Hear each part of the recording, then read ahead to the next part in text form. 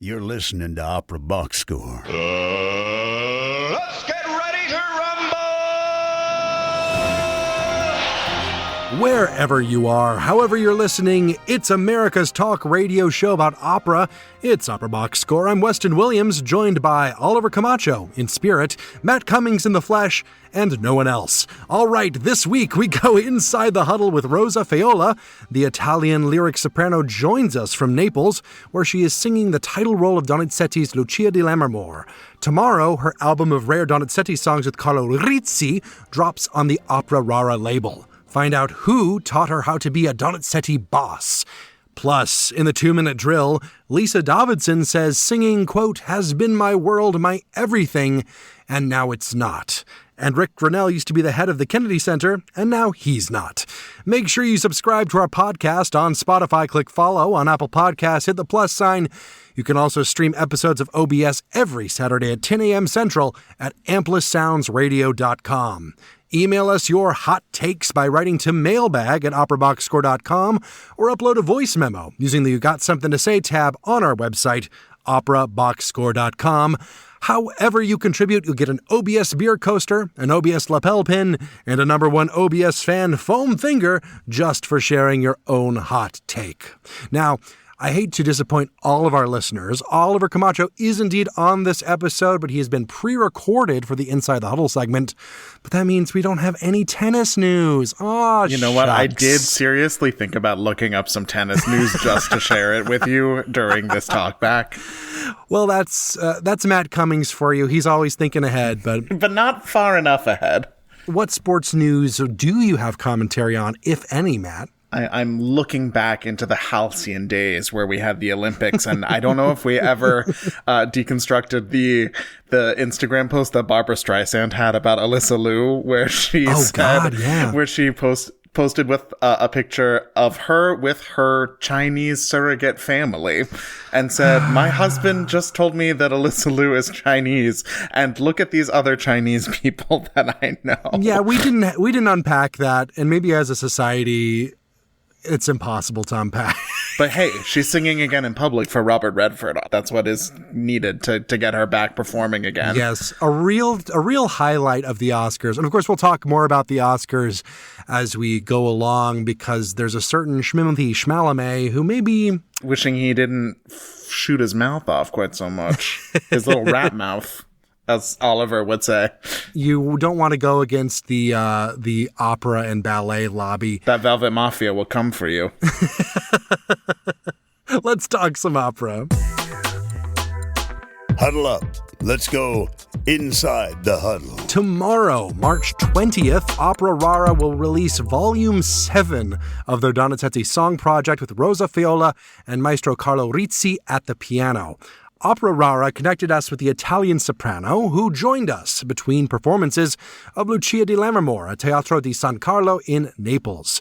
Before Rosa goes inside the huddle with Oliver, let's hear her in another of her Donizetti roles, Norina, from a performance at La Scala.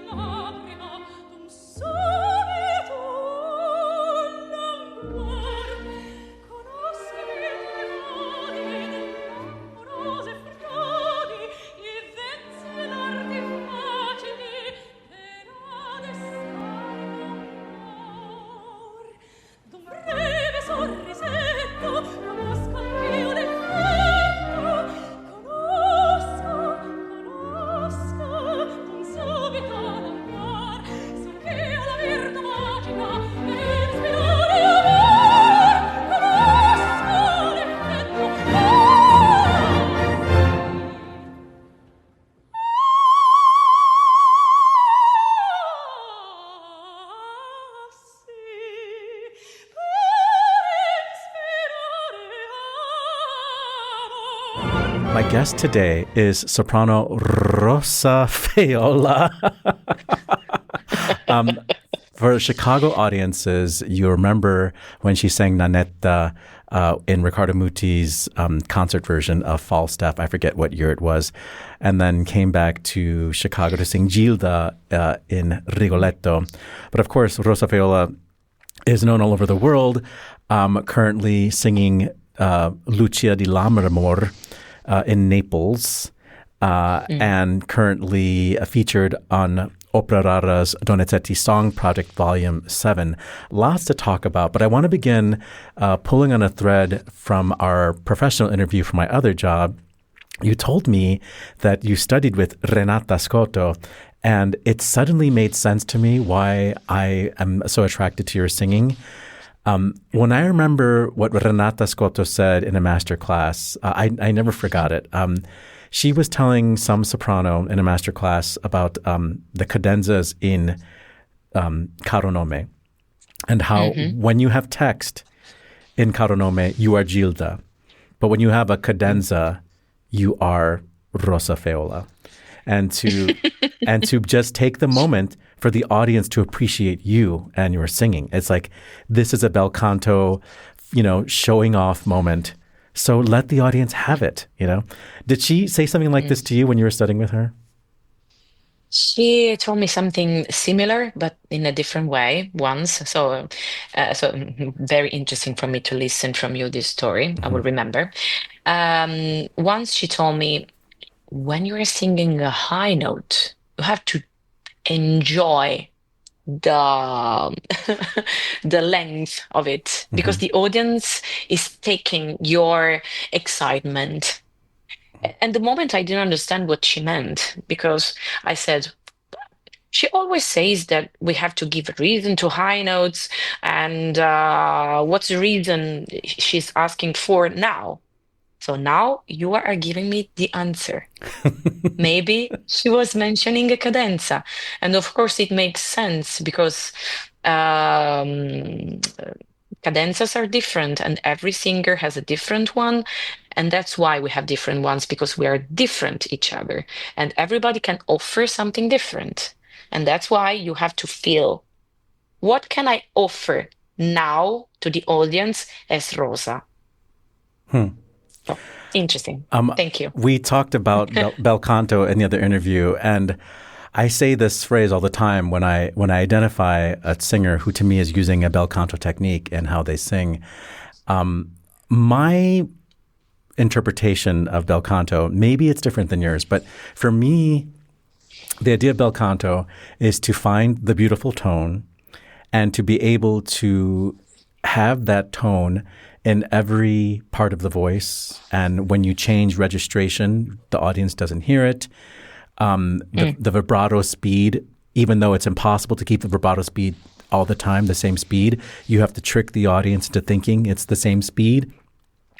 And of course, once you get that, you have to fit all of these characteristics into the Italian vowels. And then once you accomplish that, you have to be able to do all these tricks, Not everybody can do the tricks. You can have the tone and the evenness, and you can still be a bel canto singer. But the great bel canto singers also can sing very high and very fast and staccati and, gruppetti and all these things. Does that fit into your idea of what the mastery of bel canto is? Yeah, it seems you're speaking about virtuosisms, right? Yeah. Connected to it's difficult, yes, because you have to combine the expression and vocal technique, and that's why it took time to balance these two things. So you have to study your energy, you have to balance your energy and your qualities to make it possible. And Lucia, for example, it's a big example of it requires you a lot to balance your emotion and your virtuosisms. And I have to say, on my first performance, I didn't balance it very well. But that's why we need to do a character, a role as much as possible to improve it and to understand our needs.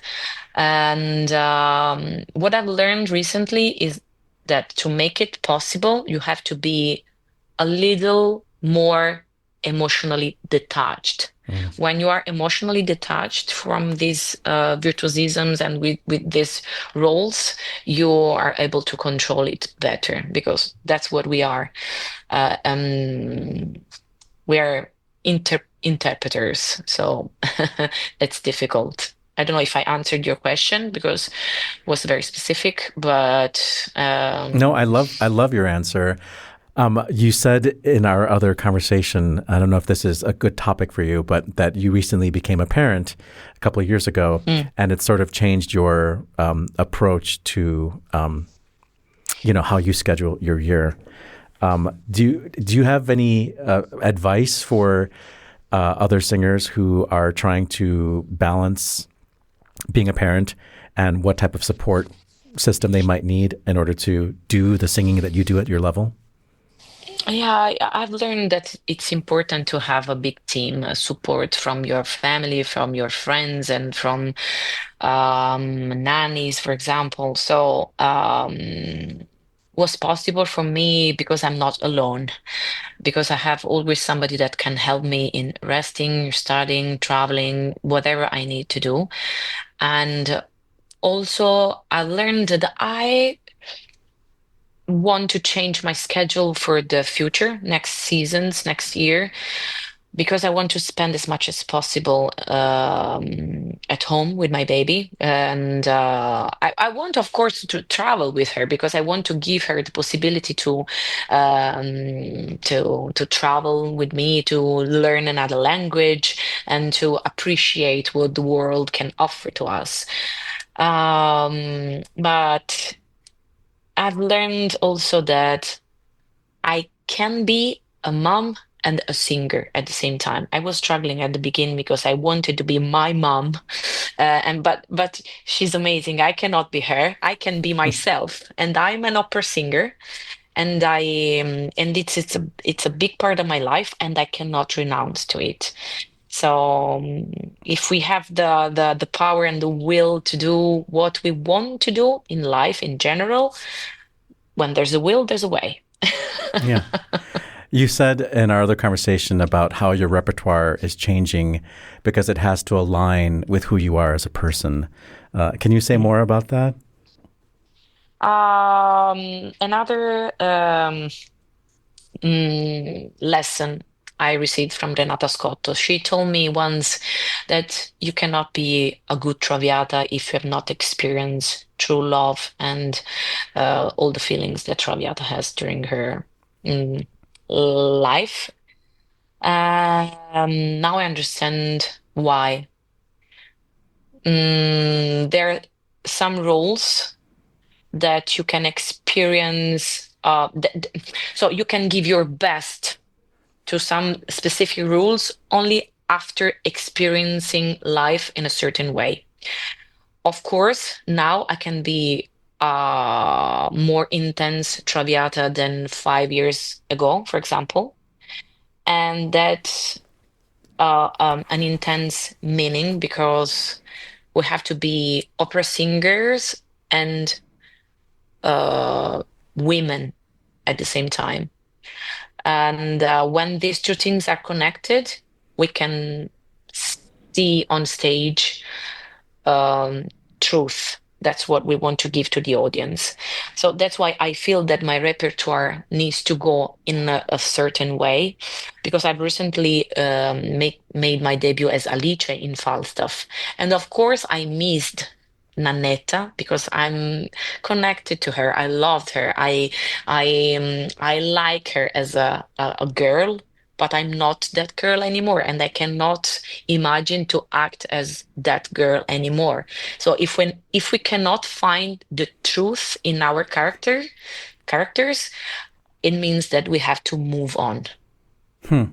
it occurs to me that right now you're singing Lucia de Lammermoor, and that Opera Rara is releasing the Donizetti Song project. You sang 24 of these discoveries of Donizetti Composizioni di Camera with Maestro Carlo Rizzi. They were sort of curated by Opera Rara's repertoire consultant, Roger Parker.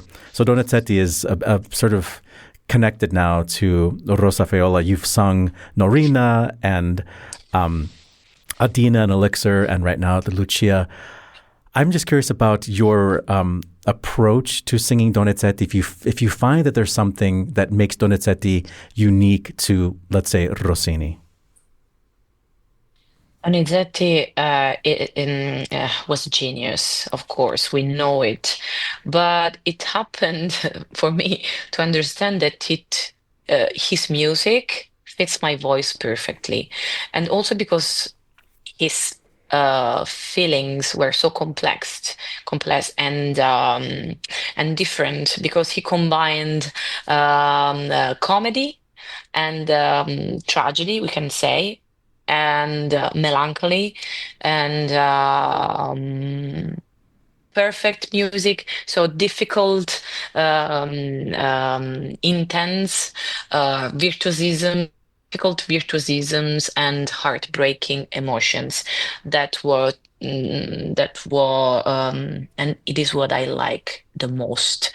And speaking about these recordings of Donizetti Camera, it gave me even more the idea that I love Donizetti, because even in the camera compositions, he's so theatrical.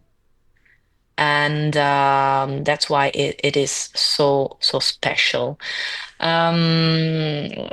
And I wanted to say something else, but I forgot, unfortunately. Well, something you said, I want to just add on. Like, I love Rossini. I'm a big Rossini fan. But I feel that Donizetti is getting us more towards emotional truth. I feel like Rossini is very presentational about, the virtuisms, the virtuosity, but Donizetti uses them in a way that feels more integrated into the emotion of the piece. And I think of a character like Adina.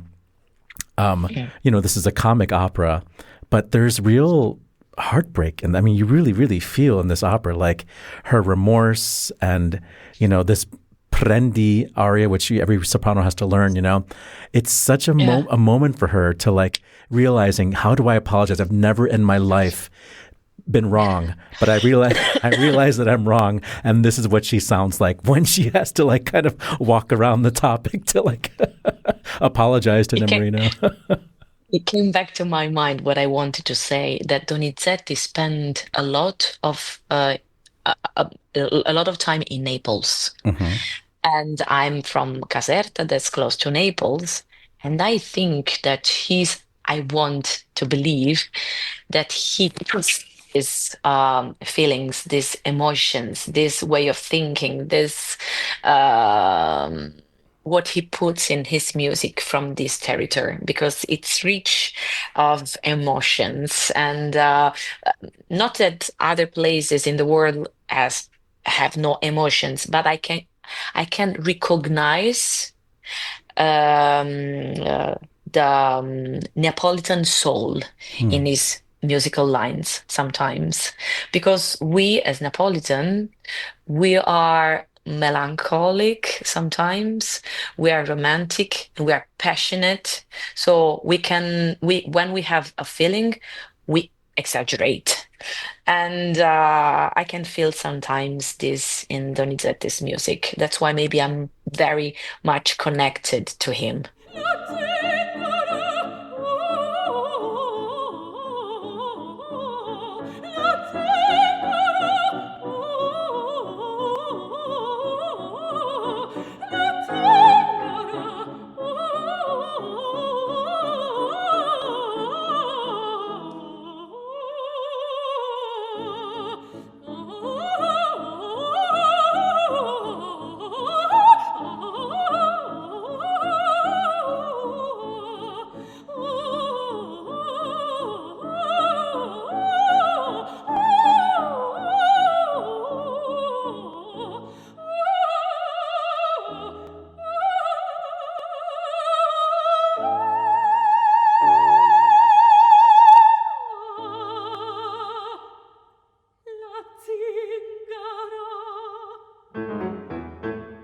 Rosa Feola and Carlo Rizzi in a recording session for Opera Rara's Donizetti Song project.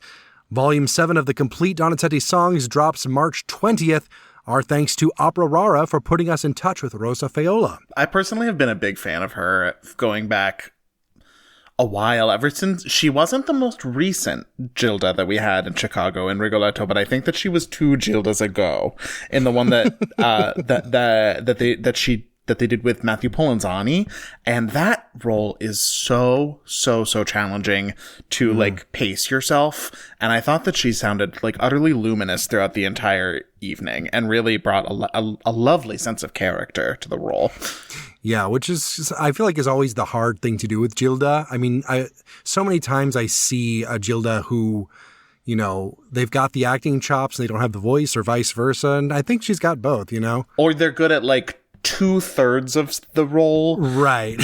but it depends on which 2/3, whether or not you're comfortable with your coloratura and high notes, or whether you're comfortable with these like aching, arching lyrical lines that she has to sing in the duets with her father. And it's hard to find a voice that can be equally affecting in both.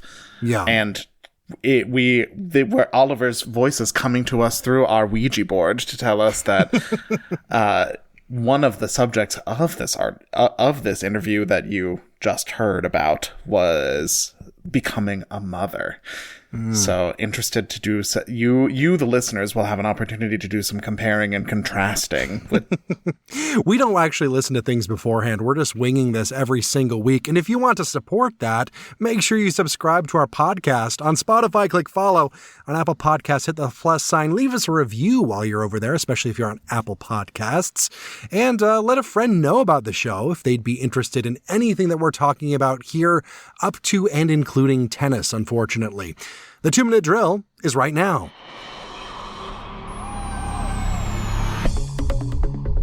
This just in. The 2-minute drill. All right, listen up. Here's everything you need to know about what happened in Operaland this week. In a conversation with friend of the show Zachary Wolf, our other friend of the show, Lise Davidsen, details the challenges that she has faced in becoming a mother while pursuing her career. Fresh off of her triumph as Isolde, Davidsen admits to feeling conflicted about returning to the stage mere months after giving birth to twins, saying, quote, "Singing felt like such a silly thing to do." The Wagnerian of her generation plans to take the summer to reflect with her family. Quote, "I would like to do the things I have planned, and I hope it will get a little easier than it is now emotionally, but I don't think I want to add anything at the moment. And if I have to cancel, we'll look at it. It's 4 of us now, and if it doesn't work for them, it doesn't work for me." Teatro La Fenice has confirmed Beatrice Venezzi for a 4-year term starting in October, following months of protests due to her closeness to Giorgia Meloni's government and Venezzi's general lack of experience with the theater. In response, board member Alessandro Totaro resigned in protest, saying, among other things, quote, "While Beatrice Venezzi's appointment was absolutely legitimate, it's inappropriate for her, or at least unacceptable to me, to publicly refer to La Fenice as a theater with anarchic management, a statement that implicates the superintendent, the president, and the entire board." In major awards news, bass baritone Tzvibat Ashera took home both first place and the Jonathan Pell People's Choice Award at the 34th Dallas Opera National Vocal Competition. He won with his performance of the aria from Rachmaninoff's Allegro. Second place went to Nathan Bowles, who sang Durch die Wälder from Weber's Der Freischutz, and third place went to Anna Thompson, who sang Marietta's Tanzlied from Korngold's Die Tote Stadt. Sir Simon Rattle has been named honorary conductor of the Berlin State Opera to honor its intensive collaboration with him that has grown over many, many years. The company presented Rattle with the honor following a recent concert of Mahler's Second Symphony at the Staatsoper Unter den Linden. Timothée Chalamet did not win Best Actor at the Oscars, a fact which we're sure can be 100% attributed to his comments about the irrelevancy of ballet and opera. References to the legitimacy of these less popular in huge air quotes, arts popped up in a number of acceptance speeches throughout the night, and ballet star Misty Copeland was front and center during the live performance of I Lied to You from Sinners. In trade news, consummate bomb thrower and Trump toady Ric Grenell is out at the Kennedy Center. He will be replaced by Matt Floca, a Biden-era hire, and the center's former vice president of facilities operations, who will oversee the recently approved renovations starting this summer. Outside of the United States, based on Putin supporter Eldar Abdrazikov has been named artistic director of the Mikhailovsky Theater in St. Petersburg. Alessandro Galoppini has taken over as artistic director of Teatro dell'Opera di Roma, replacing Paolo Arca. Amy Lane has been appointed director of opera at Opera Australia, where she will begin her tenure in September.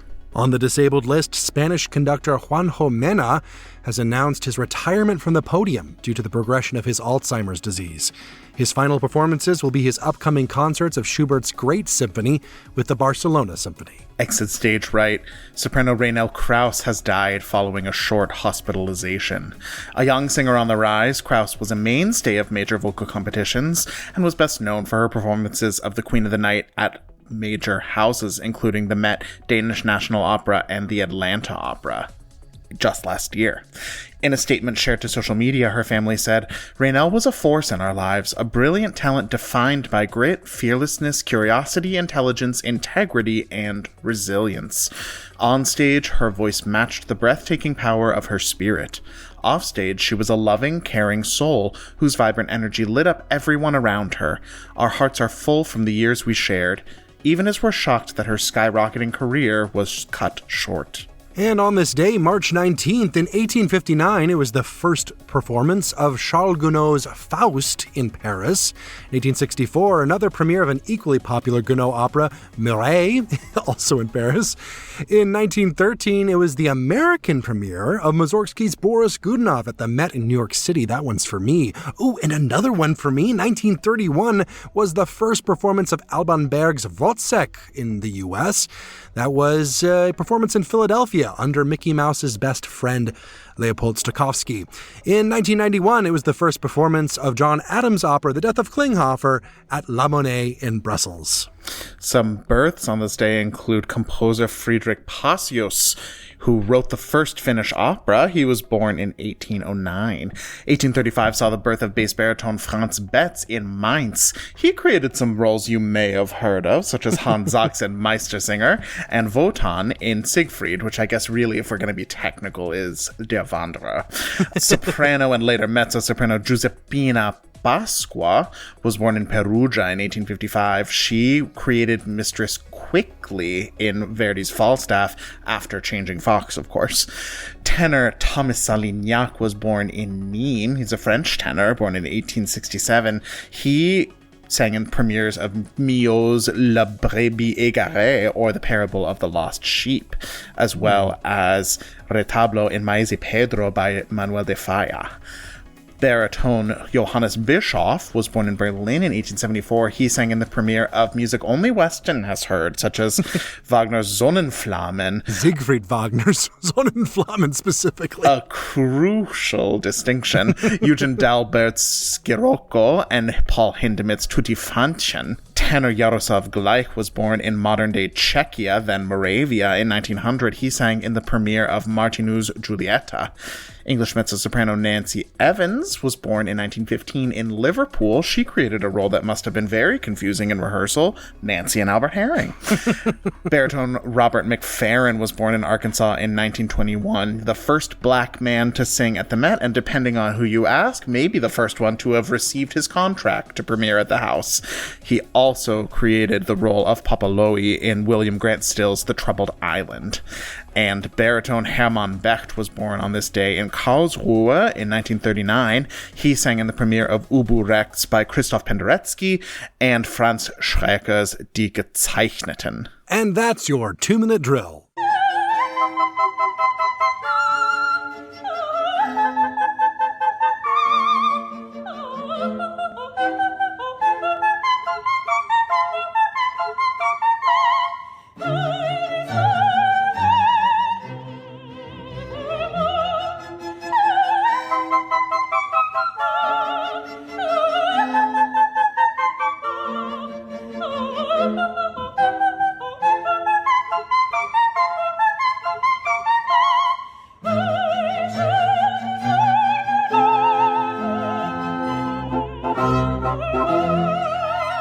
just such absolutely gutting tragedy to hear of the death of young singer Raynell Krauss, where that clip you just heard of her is one that may have come across your social media feeds if you're a TikToker like Weston and I are, guilty as charged, where she just goes for the absolute most outrageously incredible variations on the Queen of the Night aria, including several ups up to who doesn't see that aria and say, I think this could use another F. Yeah.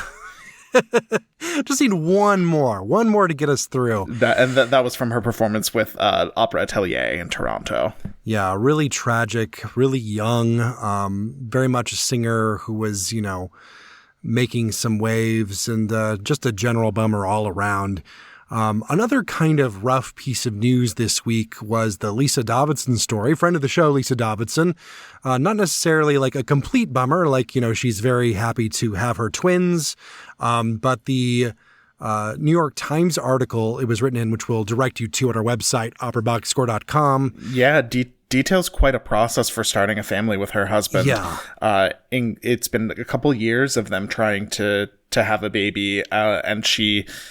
earlier in the process of becoming a mother and undergoing fertility counseling and deciding whether or not to undergo in vitro fertilization, was really worried about how the additional hormones would affect her voice since the changes that women and pregnant people's bodies go through during pregnancy, the hormones just are really, they have huge effects on people's ranges.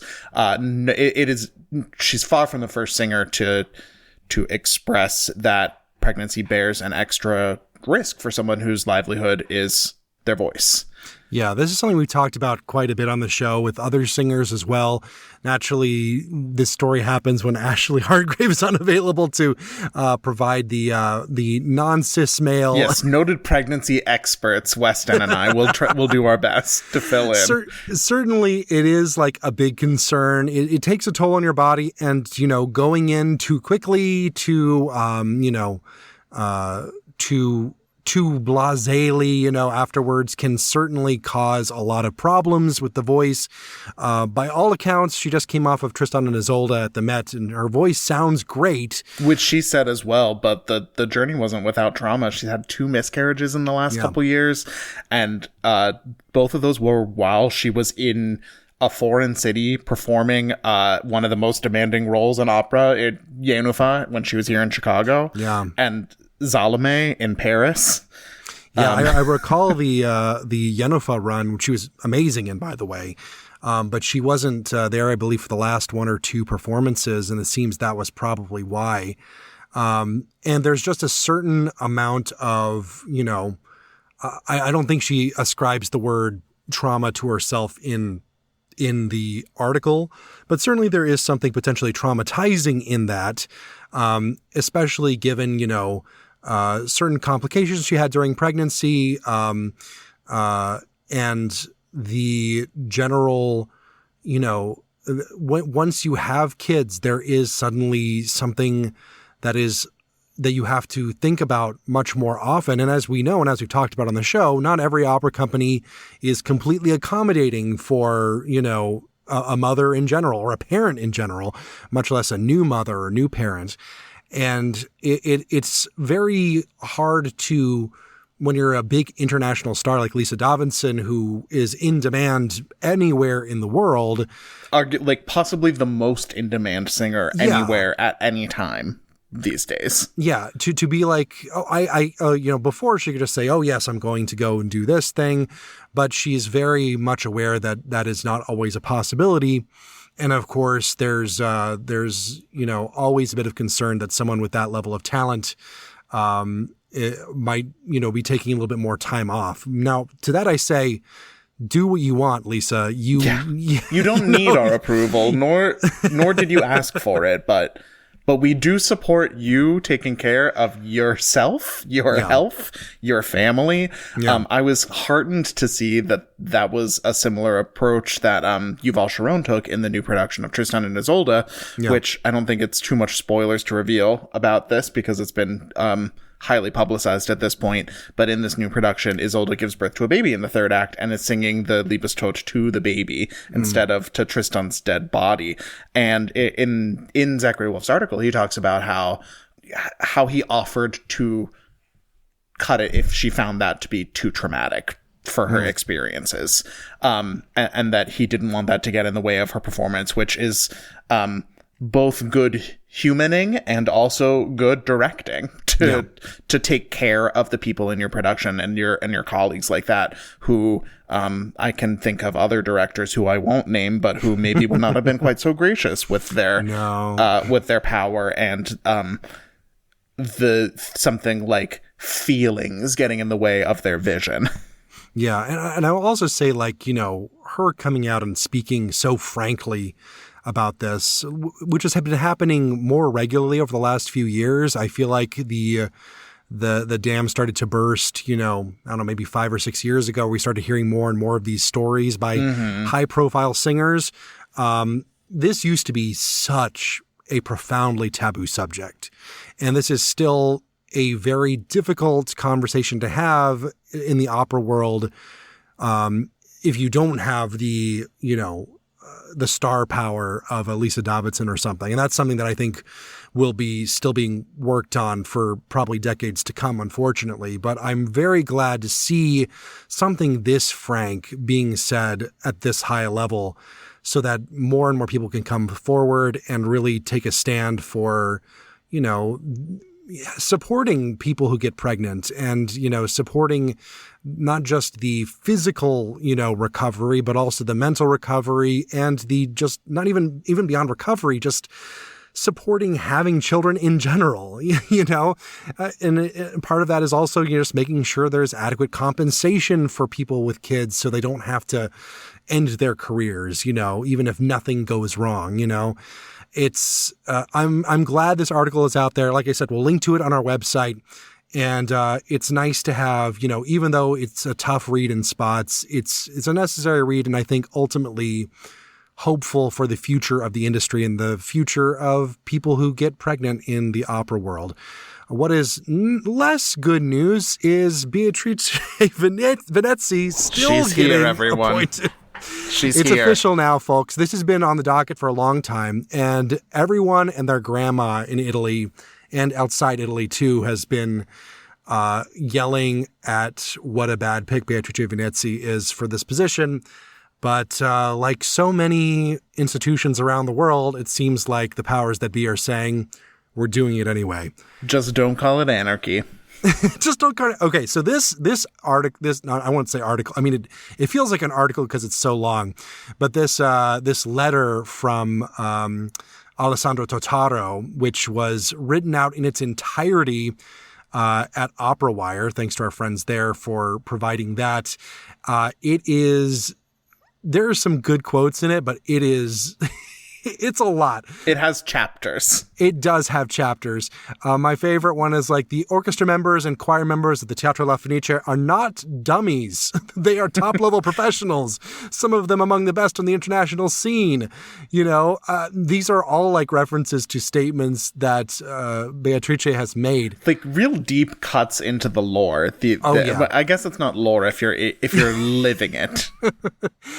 Yeah. So just a recap, if you have been, I'm sure if you listen to this podcast weekly, you've heard about this before, but in case you missed the overall, look into it, Beatrice Venezzi has very strong ties with some right-wing political movements that a lot of people are not a big fan of. And much like here in the U.S., where Donald Trump is very quick to appoint someone who is a supporter first and not necessarily qualified second, there is a strong anti-Venezzi lobby that, has resulted in strikes at La Fenice. The orchestra's been on strike multiple times. There have been open letters, your favorite, Matt. Thank God. There have been local officials speaking out, protests in the streets of Venice, literally, over this. I'm genuinely kind of surprised that Venezzi is still is now officially. She wants that job. We can say one thing with confidence. Yeah, I think that, it does go to show a certain amount of political sway the Maloney government has over this whole situation. And I do think it has a bit of implications for the double-edged sword of national support of an opera company. Here in the U.S., we're always bemoaning the fact that there's no government funding for the arts. But in times like this, where there's right-wing populists, maybe a little bit of independence can be a good thing from time to time, even with your anarchic management, as she would put it. If we're really going to talk about mismanagement of an arts company, I mean, look who's back in the news. It's our good friend, Ric Grenell. One more for the road. Perhaps for the last time. I mean, this is very exciting. We don't know exactly if he was fired or not. Yeah, it's one of those things where I could see him being fired for looking bad, and I could also see him just being like, you know what? I never cared about this place to begin with. Right. He wanted to be Secretary of State. And I think maybe they were just tired of getting hearing about another group that was canceling with them. Absolutely ratioed, as the kids would say. Yes, that is what they would say. This is a really fun and funny story. I really enjoy the fact that he's gone. And there's also some other shakeups happening. There's so what was this thing about there was a judge, I think? So Joyce Beatty is an ex officio on the board. She's a Democratic congresswoman from Ohio. Right. She's the one who said that they had her on mute during the initial votes about some of these shakeups that they were claiming were unanimous. And so I guess that she filed a lawsuit saying that they were trying to exclude her from this board meeting, that she later admitted in court had just gone to her spam folder.